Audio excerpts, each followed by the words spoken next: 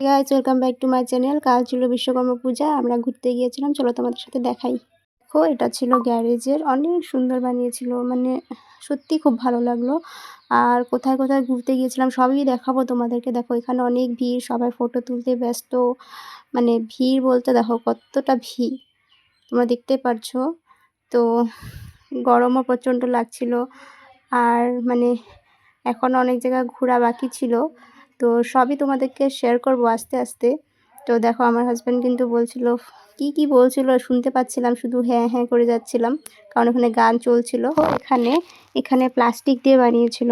তো আমাদের রাঙাপাড়াতে কিন্তু খুব সুন্দর সুন্দর পুজো হয়, চলো তোমাদেরকে সবই দেখাবো এখন। তো এটা দেখো কিছুদিন আগে প্লেনের একটা ঘটনা হয়েছিল, তোমরা তো সবে জানো। তো সেটাও এখানে বানিয়েছিল, খুব মানে সবাই জানো, কম বেশি বলতে সবাই জানো। তো খুব সুন্দর বানিয়েছিল, কিন্তু এখানে আমরা চারদিকে কিন্তু ঘুরে ঘুরে দেখছিলাম, টেস্ট করে বলছিল যে আর হ্যাঁ খুব ভালো ওদিকে হয়েছে। ভিডিও করছিল আমার তারপরে কিন্তু হাজবেন্ড। আমাকে খাওয়িয়ে আর দিচ্ছিল, দেখে নাও। তারপর এখানে আমরা খেয়ে নিয়েছিলাম খিচুড়ি প্রসাদ। তো দেখো টেস্টি ছিল। বন্ধুরা ঘুরতে এসেছিলাম, দেখো একটা এত বড় রেস্টুরেন্টে নিয়ে এসে খাইতে, ঠিক আছে। আয়া কি খাওয়াচ্ছে, এই যে স্যালাড। এই আমি কি স্যালাড খাবো? কত হয় কি? না না, স্যালাড খাও, স্যালাড খেলে ফিগার ভালো থাকবে। আমার কি এমন কি বলতো আমি যে আমার ফিগার ভালো থাকবে? ঘাস খাই কি ভালো থাকবো? এটা কি আছে? এটা লগে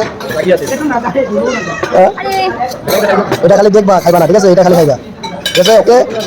তো যাই হোক, তারপরে কিন্তু পুজো ঘোরার পরে আমরা খেয়ে নিচ্ছিলাম বিরিয়ানি, খুব টেস্টি ছিল, মানে এখানের বিরিয়ানি বলতে গেলে আমার ফেভারিট। চলো টাটা।